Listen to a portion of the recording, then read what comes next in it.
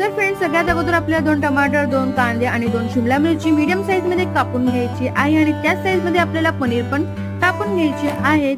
त्यानंतर मी इथे सुहाना पनीर टिक्का मसाला घेतलेला आहे आणि त्याचं मी एक फाईन पेस्ट बनवून घेणार आहे.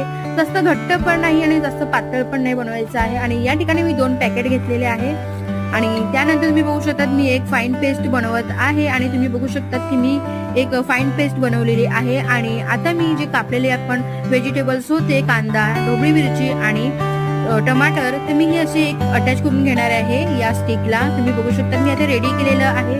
आणि त्यानंतर आपल्याला एक पॅन ठेवायचा आहे गॅसवर आणि मीडियम आचेवर आपल्याला हे जे पनीर टिक्का आहे ते आपण आता शॅलो फ्राय करून घेणार आहे. आणि मी इथे 2 चमच इतकं तेल टाकलेलं आहे आणि तुम्ही बघू शकता आता खालच्या साईडने शिजलेलं आहे. आता मी उलट करून घेणार आहे आणि तुम्ही या ठिकाणी बघू शकता